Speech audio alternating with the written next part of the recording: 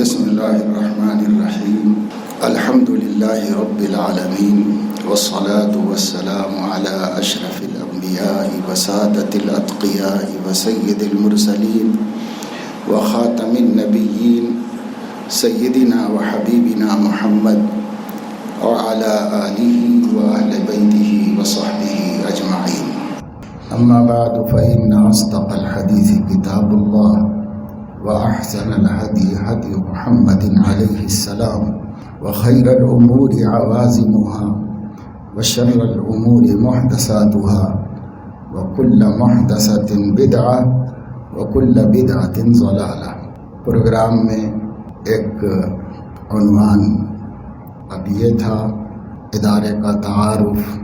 ادارے کا تعارف اللہ تعالیٰ کے فضل و کرم سے ان 4 دہائیوں میں ادارہ محتاج تعارف نہیں اور اس میں وقت خراب کرنے کی کوئی ضرورت نہیں ہے۔ جو طلباء پڑھ چکے ہیں، جو پڑھ رہے ہیں، کیلنڈر وغیرہ پر مختصراً فارغ ہونے والوں کی تعداد اور حفاظ کی تعداد وغیرہ چھپی ہوئی ہوتی ہے۔ یہ دور حدیث اور افتاء سے فارغ ہونے والوں کا کہنا چاہیے کہ ان کی مادر علمی میں آخری درس ہے۔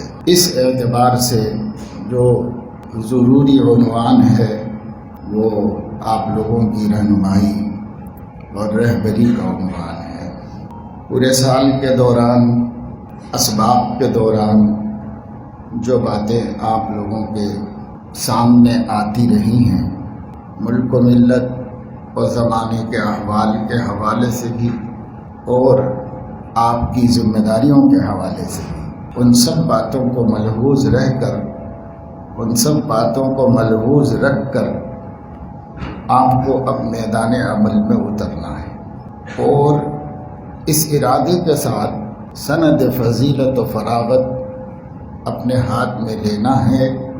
ایک بڑی ذمہ داری ہے، یہ کوئی آسان کام نہیں ہے۔ علماء مثال دیتے ہیں کہ آدمی کی بڑی آرزو و خواہش و تمنا ہوتی ہے شادی کرنے کی، لیکن جب شادی کر لیتا ہے اور اس کے بعد ذمہ داریوں کا احساس ہوتا ہے اور مسائل کھڑے ہوتے رہتے ہیں اور بال بچوں کی پرورش، ان کی صحت، ان کی تعلیم، ان کی ضرورتوں کا بوجھ سر پہ پڑتا ہے، تب آدمی سوچتا ہے کہ اگر پہلے پتہ چلتا کہ یہ اتنی بڑی ذمہ داری ہے تو اس کا شوق ہی نہ کرتے۔ اسی طریقے سے آپ کو پڑھنے کے دوران میں پتہ نہیں تھا کہ آپ کے سر پر کتنی بڑی ذمہ داری پڑنے والی۔ نائب نبی ہونا، وارث نبی ہونا کوئی کھیل تماشا نہیں ہے، بلکہ بہت بڑی ذمہ داری کا کام ہے۔ حضور اکرم صلی اللہ علیہ وسلم کی امت کی حفاظت کرنا آپ کی ذمہ داری۔ اللہ کے نبی صلی اللہ علیہ وسلم نے عالم کو نبیوں کا وارث قرار دیا ہے، اور جو انبیاء علیہ السلام کی وراثت ہے وہ دینار و درہم کی نہیں ہے۔ آپ پڑھ چکے ہیں، آپ کو پتہ ہے ان کی وراثت علم تھی۔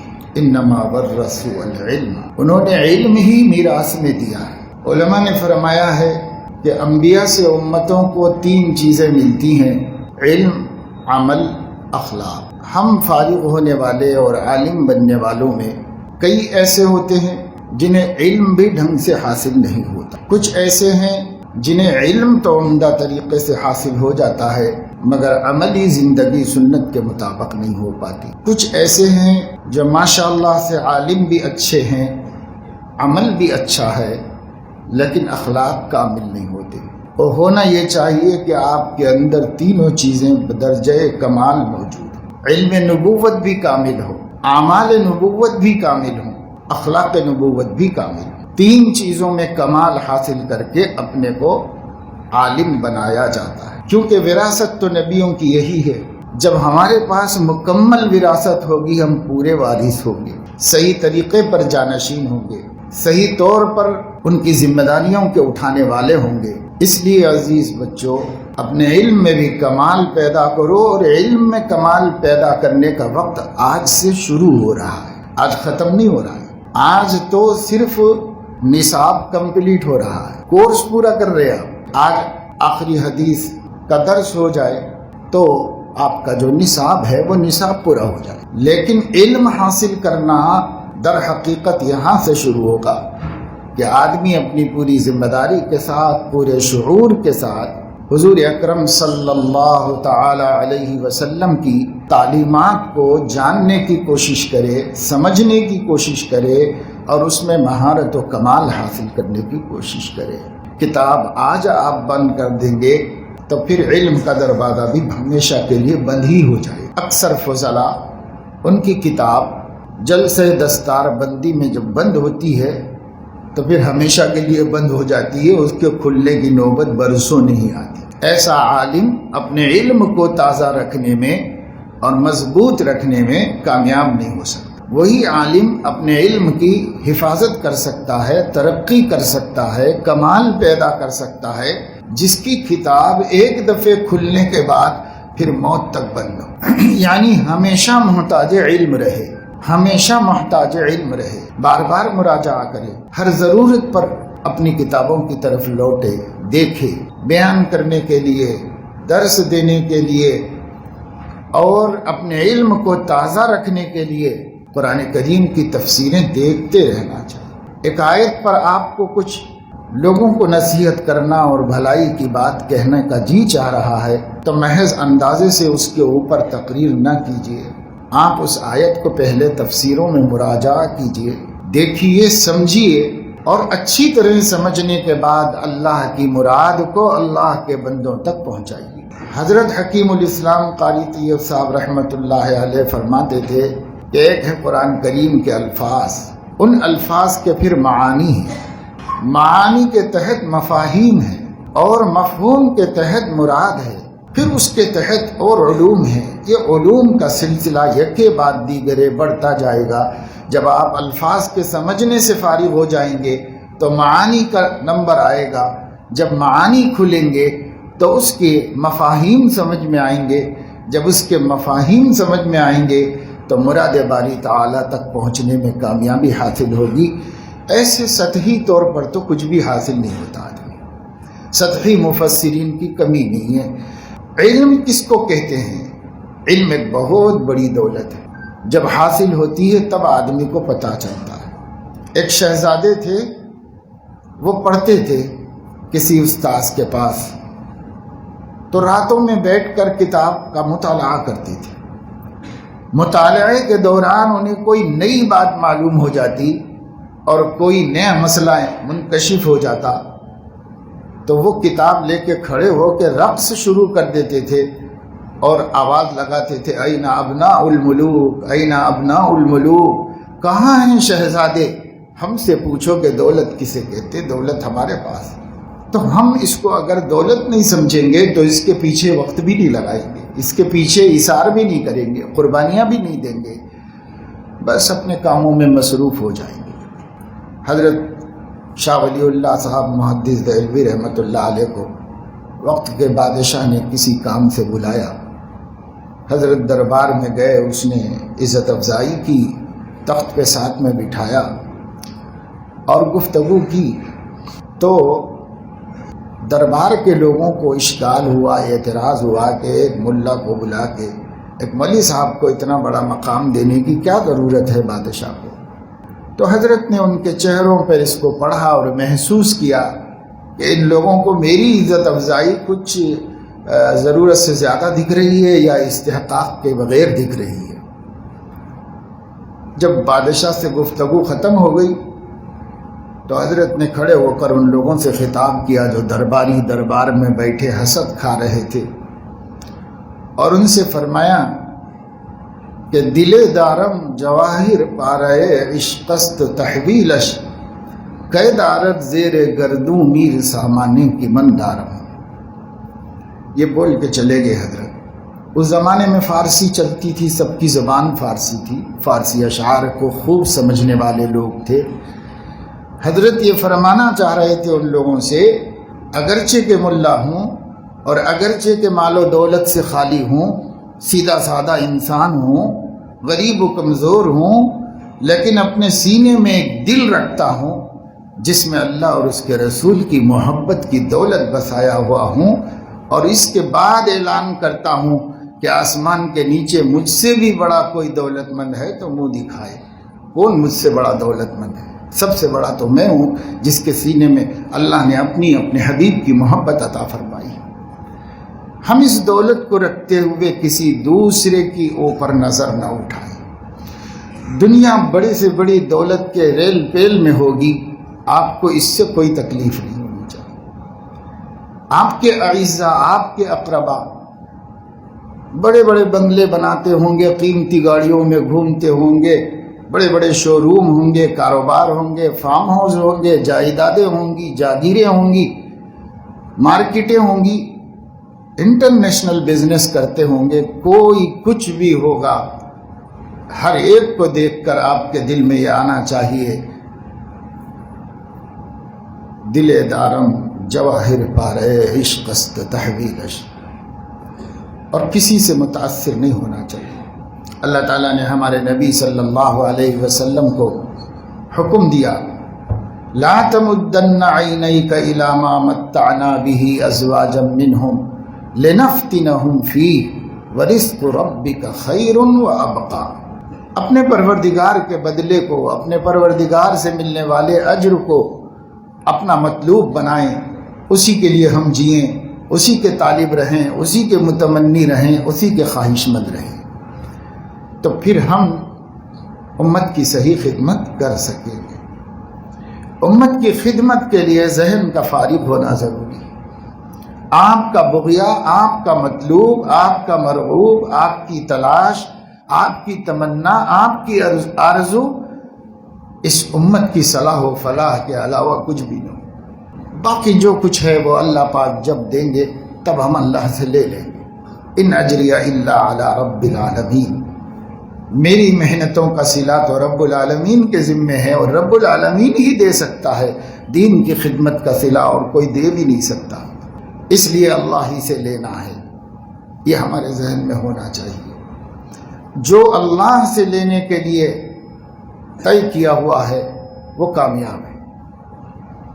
ایک بزرگ تھے، مرکز نظام الدین میں رہا کرتے تھے، بہت پہلے کی بات ہے، منشی اللہ دتہ صاحب، بڑے صاحب نسبت تھے، متوکل بزرگ تھے۔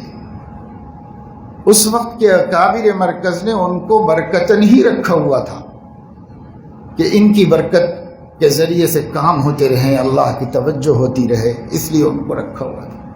وہاں مطبخ کا نظام چلانے والی جماعت بدلتی رہتی ہے، ایک نئی جماعت آئی، اس کو سب بتا دیا گیا کیا کیا انتظامات کرنے ہوتے ہیں مطبخ کے ذمہ دار کو۔ مولانا کے بارے میں، حضرت منشی صاحب کے بارے میں بھی بتا دیا گیا کہ ان کے ہاں ان کے روم پہ کھانا پہنچا دینا ہوتا ہے، روزانہ ایک دفعے کھاتے ہیں وہ، اور ان کو روٹی وہیں پہنچا دی جائے۔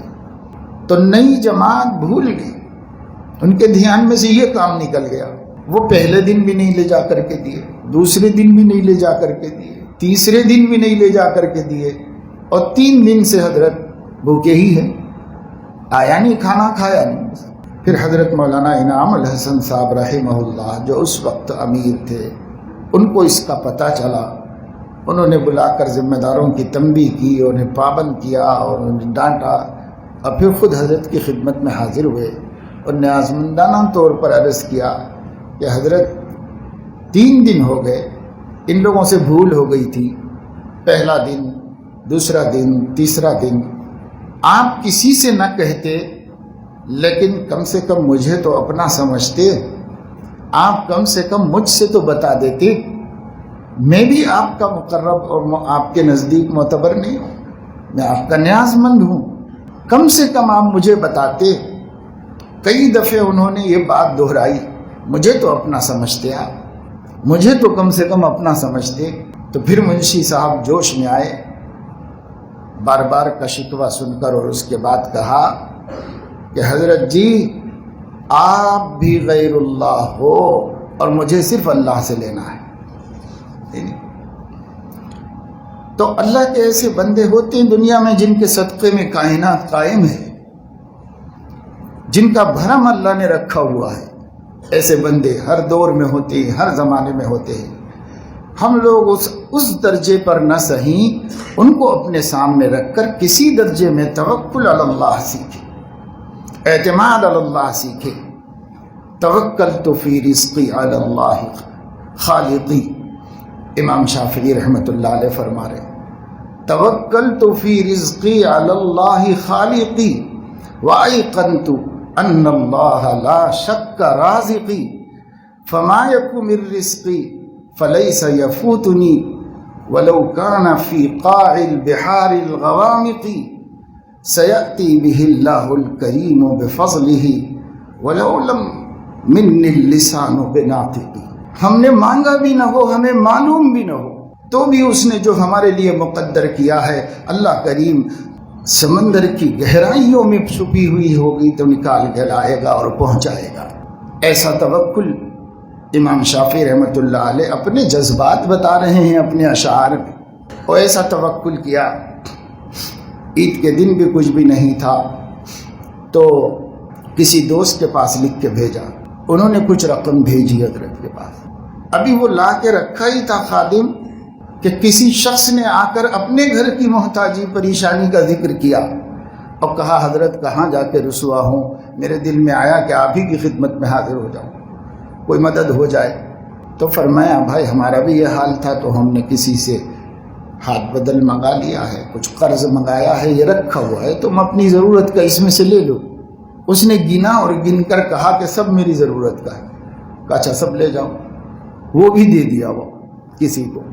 پھر رات کا بڑا حصہ گزرنے کے بعد وقت کے خلیفہ کا قاصد ان کے پاس آیا، ان سے کہا کہ خلیفہ آپ کو یاد کر رہے، سوچا کہ کوئی دینی مسئلہ ہوگا، کوئی کل کی تیاری، عید کی تیاری وغیرہ، کیا قصہ ہے، چلو بھائی۔ بادشاہ نے طلب کیا، خلیفہ وقت نے وہاں پر پہنچے تو وہ بے چین ٹہل رہا تھا اور اس کے ہاتھ میں ایک تھیلی تھی اشرفیوں کی، اسے لے کر ٹہل رہا تھا۔ اور جیسے حضرت داخل ہوئے تو اس نے کہا کہ حضرت کم سے کم ہمیں تو اپنا سمجھ لیا کیجئے، کچھ دکھ دکھڑا ہمیں ہی بتا دیا کیجئے، بہت دور تک بات پہنچا دی آپ، اور یہ رکھ لیجئے آپ کی ضرورت کے لیے۔ تو 100 اشرفیاں تھیں اس میں، ایک اشرفی ایک سونے کا سکہ ہوتا ہے، تولہ بھر سونا، 100 اشرفیاں تھیں اس میں، 1 کلو سونا۔ اور وہ ادب سے پیش کیا اور کہا بات اگر کوئی تکلیف کی ہے تو ہم لوگوں کو یاد کر لیا کیجئے، بہت آگے تک بات مت پہنچائیے۔ تو حضرت نے پوچھا کہ بھئی قصہ کیا ہے؟ کہا حضور اکرم صلی اللہ علیہ وسلم میں سو گیا تو میرے خواب میں تشریف لائے، مجھے زیارت ہوئی اور آپ نے فرمایا کہ شافعی کی خبر لو۔ میں بے چین ہو کے اٹھ گیا اور سمجھ گیا کہ آپ کے ہاں تنگی تڑکا چل رہی ہے۔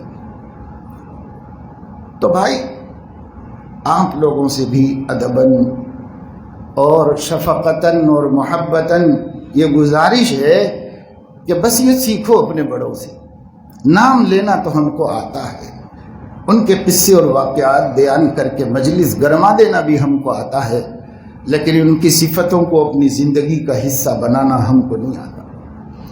اس لیے سلف کو دیکھ کر ان جیسے بننے کی کوشش کرو، جتنے محدثین کو پڑھ چکے ہو، جتنے فقہا کا علم حاصل کیا ہے، سب کی زندگی انتہائی بے نیاز زندگی تھی، سب اللہ پہ بھروسہ کر کے جی رہے تھے اور سب کو اللہ رب العزت نے عزت عطا فرمائی۔ دنیا چاہے کم دی ہو لیکن اللہ نے ان کو دارین کی سعادت اور عزت و عافیت نصیب فرمائی۔ یہ ہونا چاہیے۔ اگر ہم مختصر سی تدبیر پر اکتفا کر کے اللہ پر اعتماد نہیں کریں گے تو ہم دین کا کام کیسے کر سکیں؟ دنیا اتنی الجھنوں میں مبتلا کرتی ہے کہ وہ جو لوگ بڑے بڑے کروڑ پتی ہیں، کبھی خیال ہوتا ہوگا کہ ہم ان جیسے ہوتے کاش مالدار، ان سے بھی آپ پوچھ لیجئے جا کر تو وہ بتائیں گے کہ ان کی زندگی نے بھی ان کو سکون نہیں دیا ہے، ان کی ابھی طلب ختم نہیں ہوئی، ابھی ان کی حرص اور ہوس کی آگ بجھی نہیں ہے، وہ ابھی اور بہت کچھ چاہتے ہیں۔ ٹھیک اسی طرح جس طرح حضور علیہ الصلوۃ والسلام نے فرمایا بنی آدم کے لیے 2 وادی سونا ہو جائے تو بھی خوش نہیں ہوگا، تمنا یہ ہوگی کہ کاش ایک تیسری وادی اور مل جاتی تو اچھا تھا۔ یہ تو فطرت ہے بنی آدم کی۔ ہم اس سے آزاد جبھی ہوں گے جب کہ ہم قناعت کی دولت کو اختیار کر لیں جو ہمارے نبی کی سنت ہے۔ حضور علیہ السلام نے قناعت کو اختیار کر لیا اور قناعت میں یکسو رہے، اور یکسو رہنے کی وجہ سے امت کی اتنی خدمت کر لی جس کا کوئی تصور بھی نہیں کر سکتا۔ فکروں سے یکسو رہے، ہم بھی زیادہ فکروں میں نہ پڑیں۔ دنیا جتنی بھی اللہ دے دیں، اللہ تعالیٰ کی مرضی ہے، مانگنے میں کوئی حرج نہیں، اللہ سے دعا مانگنے میں کوئی حرج نہیں، اللہ سے مدد مانگنے میں کوئی حرج نہیں۔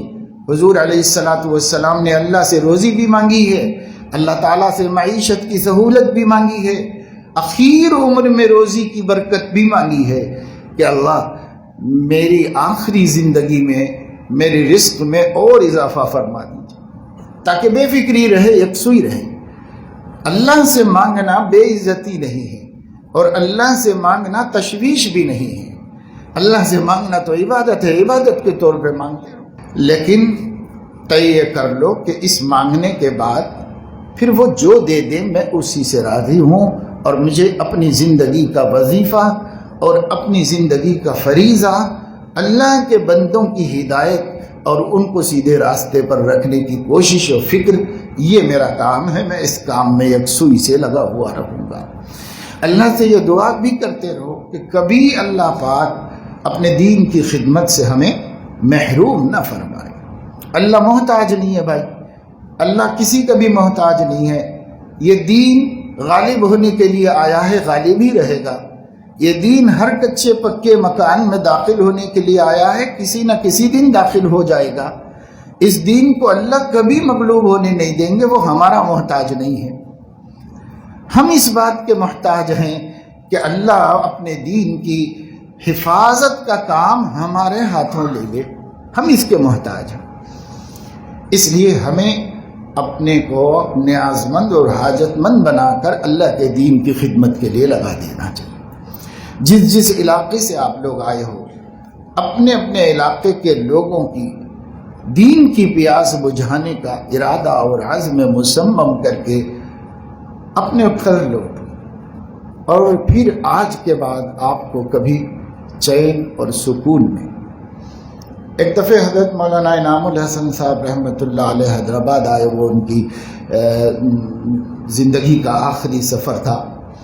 یہاں ایک بڑے اجتماع میں تشریف لائے تھے اور علماء سے تھوڑی دیر خطاب کیا، کیونکہ بیمار ہی چل رہے تھے، صحت ناساز، تھوڑی دیر علماء سے خطاب کیا تو فرمایا بھائی آپ لوگوں کو نکتہ نوازی کی عادت بھی ہے اور نکتے سمجھنا بھی جانتے ہیں، اس لیے میں آپ لوگوں کو ایک نکتے کی بات بتاؤں گا، میری طبیعت اچھی نہیں ہے، زیادہ بات نہیں کر سکتا۔ اور نکتے کی ایک بات یہ بتائی کہ علم میں حروف تو وہی ہیں جو عمل میں ہیں، اور عمل میں وہی حروف ہیں جو علم میں ہیں، آگے پیچھے ہیں، لیکن عین لام میم 3 حرف اس کے اندر ہیں۔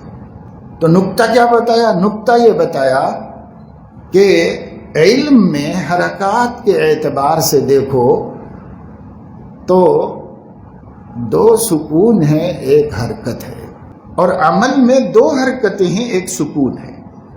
اس میں یہ لطیفہ ہے کہ جب تک علم حاصل کرنے کا زمانہ ہے، اپنے عمل پر اکتفا کرتے ہوئے ساری توجہ سکون کے غلبے کے ساتھ حصول علم کی طرف دینا چاہیے، اور جب علم کا زمانہ ختم ہو جائے، عمل کا زمانہ شروع ہو جائے، تو اب اپنے عمل کو کافی نہیں سمجھنا چاہیے، حرکت دوگنی ہو جائے، میں بھی دین پر قائم رہوں اور میری امت بھی دین پر قائم رہے، ہمارے نبی کی امت بھی دین پر قائم رہے، میں بھی قائم رہوں۔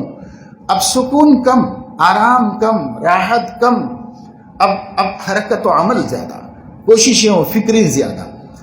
تو کہا علم میں اللہ پاک نے 2 سکون رکھے ہیں، 1 حرکت، اور عمل میں 1 سکون رکھا ہے، 2 حرکتیں۔ اس لیے اب آپ کو وہ زندگی کا مزہ نہیں ملے گا جو طالب علم کی بے فکریوں کے ساتھ وقت گزرتا ہے کہ الحمدللہ سب ٹائم پہ ہوتا ہے، گھنٹہ بجا کھانا، گھنٹہ بجا آرام، گھنٹہ بجا سونا، گھنٹہ بجا استاد خود آ گئے اور پڑھانا شروع کر دیا۔ یہ سب جو ملتا ہے، میسر آتا ہے، یہ سب جو ہے اب نہیں ملے گا۔ اب تو ہم خود ہی قوم کے محتاج بنے اور ابر کرم بن کر ان پر برسے۔ اور پہلے دور میں کہا جاتا تھا کہ علماء کنواں ہیں، پیاسے خود آئیں گے اور پیاس بجھا لیں گے اپنی۔ لیکن اب دور ایسا آ گیا ہے کہ پیاسوں کو پیاس لگ رہی، پیاسے مر جانے کو تیار ہیں لیکن کنویں تک جانے کے لیے تیار نہیں ہے۔ تو ایسے پیاسوں کے لیے آپ کو اب کنواں نہیں رہنا ہے، آپ کو اب ابر بن جانا ہے۔ حضرت پرتاپ گڑھی رحمۃ اللہ علیہ کی نصیحت دل پر نقش کر لینا ہے کہ رحمت کا ابر بن کر سارے جہاں پہ چھائیے، عالم یہ جل رہا ہے برس کر بجھائیے۔ اب آپ کو خود برس کر بجھانا ہے، خود جا کر لوگوں کی فکریں کرنا ہے، لوگوں سے حالات معلوم کرنا ہے۔ جو گمراہی کی طرف جا رہا ہے اسے ہدایت کی طرف لانا ہے، جو بے دینی میں پڑا ہوا ہے اسے دین کا رستہ دکھانا ہے، جو آخرت سے غافل ہے اسے آخرت کی فکر پیدا کرنا ہے۔ یہ کام اپنے گھر میں، خاندان میں، اپنے محلے میں اور جہاں تک اللہ ممکن کرے توفیق دے، یہ کام کرنا ہے۔ ورنہ عالم کیا فائدہ کہ اگر اس کے علم سے اس کے خاندان کو بھی نفع نہیں پہنچا۔ وہ عالم ہے، اس کے گھر میں نہ عقیدے درست ہوئے، نہ عبادتوں کا ذوق بنا، تو کیا فائدہ ہے ہمارے علم سے کہ ہمارا ہی گھر محروم ہے، وہ سارے جہاں کو ہم نفع پہنچا رہے ہیں، فائدہ پہنچا رہے ہیں۔ تو چراغ تلے اندھیرا والا قصہ ہوتا ہے۔ بڑی حکمت عملی سے اپنے گھروں میں علم کو پہنچاؤ، اپنے گھر میں علم کو پہنچاؤ، اپنی بہنوں، اپنے ماؤں، اپنے بھائیوں، ان کی اولاد، ان کے خاندان، اپنے خاندان کے بڑے بزرگ، ان سب کو صحیح عقیدہ بتاؤ۔ اہل السنت والجماعت کے عقیدے آپ نے 2 کتابوں میں اتنی تفصیل سے پڑھ لیے ہیں، اب آپ عقیدے میں مقلد نہیں محقق ہیں۔ پوری تحقیق کے ساتھ آپ نے دلائل کے ساتھ عقائد کا صحیح ہونا مان لیا ہے اور سمجھ لیا ہے۔ اب ان سچے عقیدوں کو اپنے خاندان تک پہنچانا، اپنے بستی میں پہنچانا، اللہ جہاں موقع دے، جہاں تک موقع دے وہاں تک پہنچانے کی جدوجہد و فکر کرنا۔ اور اس رستے میں تکلیفیں بھی ہوتی ہیں، اس رستے میں مخالفین بھی ہوتے ہیں، اس رستے میں حاسدین بھی ہوتے ہیں۔ تو یہ بار بار سوچ لینا اور اپنے دل کو اطمینان دلا دینا کہ یہ جو کچھ موانع میرے سامنے ہیں اور جو کچھ دل توڑنے اور حوصلہ پست کرنے والی چیزیں ہیں، یہ صرف میرے سامنے نہیں ہیں، یہ تو میرے نبی کے بھی سامنے تھے۔ تو معلوم ہوا کہ اللہ کا فطری نظام ہی یہ ہے کہ وہ اللہ کے دین کے داعیوں کے لیے حاسدوں کو بھی کھڑا کر دیتا ہے، مخالفین کو بھی کھڑا کر دیتا ہے، دشمنوں کو بھی کھڑا کر دیتا ہے۔ اسی سے ہمارے اندر جلا پیدا ہوتی ہے، اسی سے ہمارے اندر قوت عمل پیدا ہوتی ہے۔ اگر سامنے کوئی نہ ہو تو ہم بھی فرعون بن جائیں اور ہم بھی بہک جائیں۔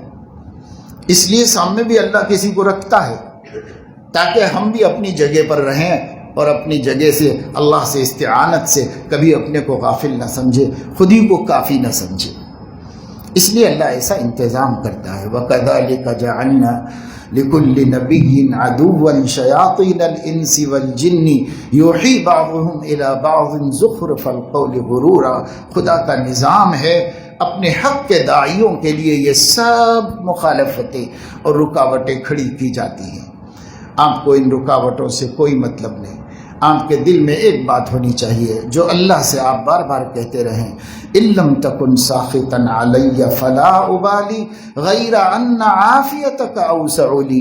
اللہ اگر آپ کی تقدیر سے یہ سب آزمائشیں ہیں تو مجھے کوئی پرواہ نہیں، اتنا چاہتا ہوں کہ آپ ناراض نہ ہوں، آپ راضی رہیں۔ البتہ میرے لیے عافیت ہر چیز سے بہتر ہے۔ اگر عافیت ہی رکھیں آپ آزمائشوں سے تو کمزور بندہ ہوں، عافیت میں سہولت ہے، اوسع ہے میرے لیے۔ لیکن اگر آپ آزمائش میں بھی ڈالنا چاہتے ہیں، آپ کی مرضی ہے، تو پھر آپ مجھے قائم بھی رکھیے، کامیاب بھی کیجئے، آپ مجھ سے ناراض مت ہو جائیے۔ تو ہمیشہ اللہ کی رضا کو سامنے رکھو. سارا جہاں خلاف پروانا چاہیے، مد نظر تو مرضی جانا نہ چاہیے. جانا اور جانا نہ معشوق کو کہتے ہیں. ہمارے سامنے تو ہمیشہ محبوب کی مرضی ہو. اللہ کی مرضی کیا ہے، اللہ کے رسول کی مرضی کیا ہے، بس یہ ہو ہمارے سامنے.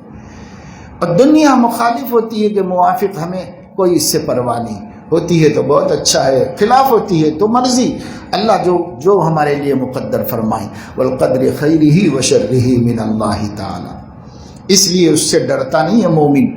داعی کسی چیز سے نہیں ڈرتا، صرف اللہ سے ڈرتا ہے اور اللہ کے خفا ہو جانے سے ڈرتا ہے.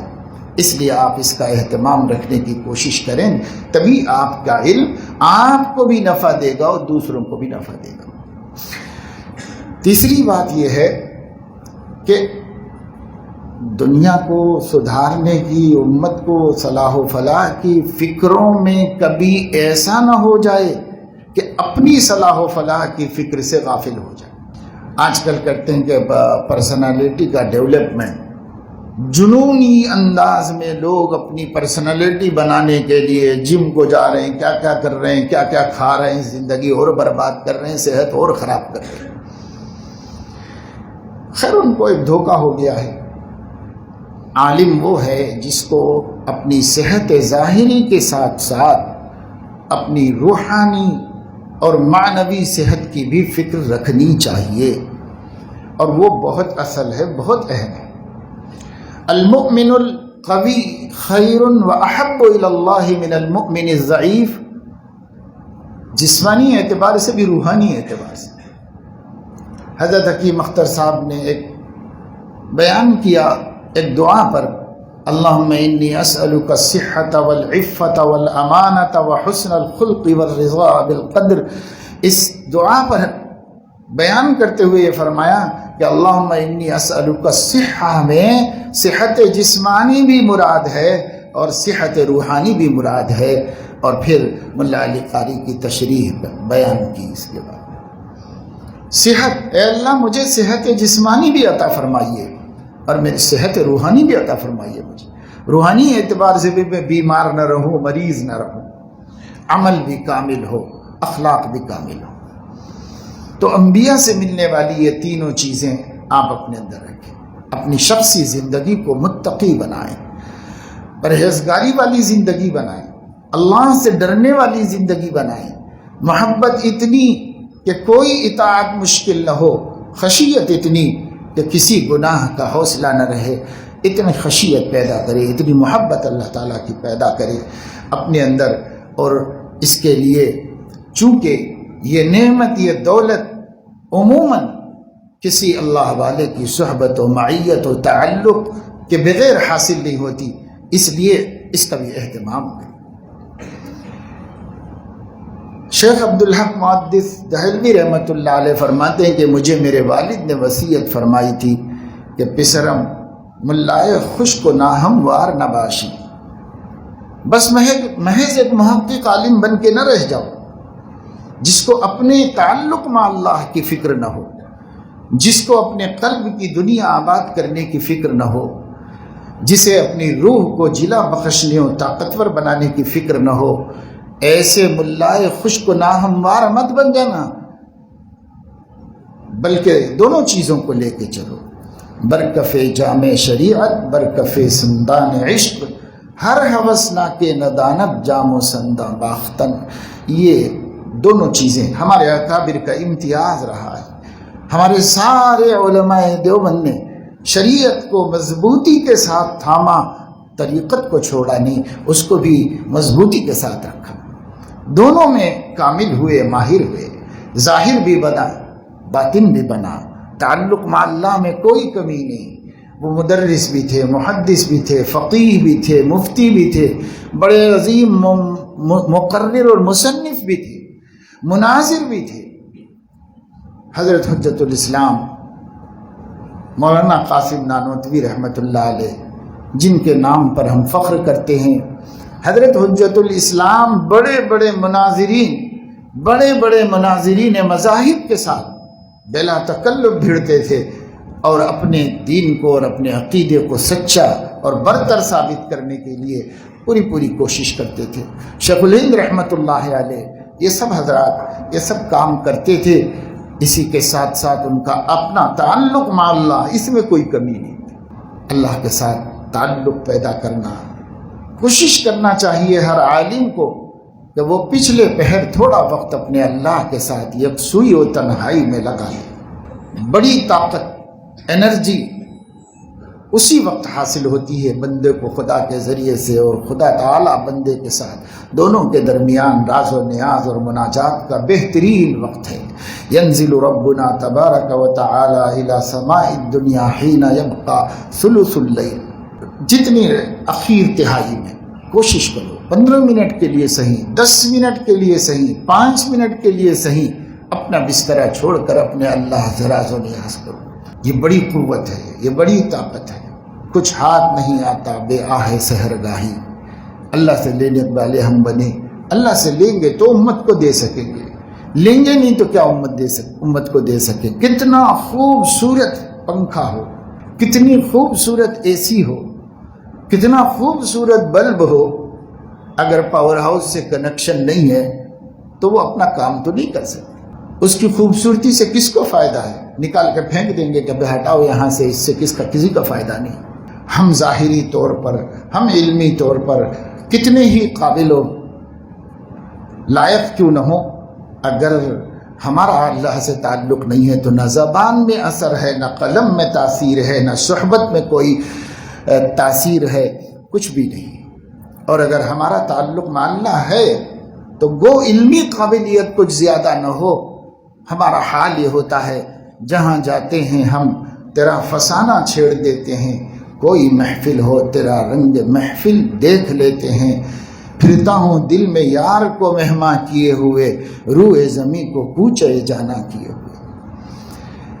اگر ہمارا تعلق مع اللہ صحیح ہے، اللہ سے ہمارا رابطہ صحیح ہے، اور اللہ سے تعلق درست ہونے کے لیے معاصی سے بچنا سب سے بڑا فارمولہ ہے۔ گناہوں سے بچنا، چھوٹے بڑے گناہ جتنے بھی ممکن ہیں ان سے اپنے آپ کو بچانے کی کوشش کیجیے، اور جتنا معصیت سے دور رہیں گے اتنا اللہ سے قریب رہیں گے، اور جتنا معصیت کے دلدل میں پھنسیں گے اتنا اللہ کی نظر سے گرتے جائیں گے۔ اور آخری بات یہ ہے کہ اخلاق کو بلندیوں تک پہنچاؤ، حلم کی، وقار اور سکینت کی دولت کو دور ہونے مت دو اپنے سے۔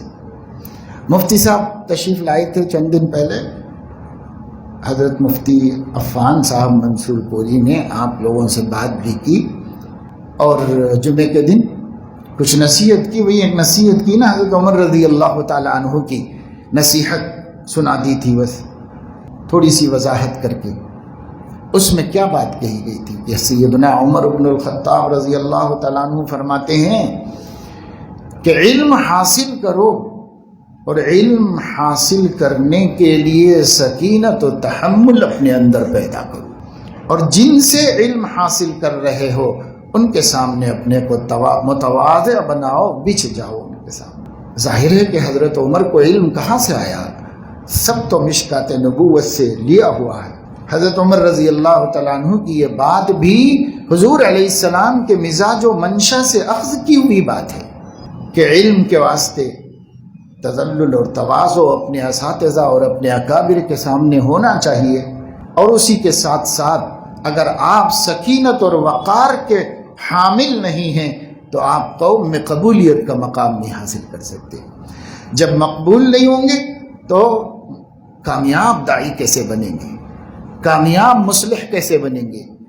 اس وجہ سے علم حاصل کرنے کے ساتھ ساتھ اپنے اندر یہ دو صفتیں سکینت اور حلم مضبوط طریقے پر پیدا، سکینت ہمارے اندر ہو، حلم ہو، یعنی وقار ہو، کوئی کام ایسا نہ کرو جو ایک عالم کی شان کو زیب نہیں دیتا،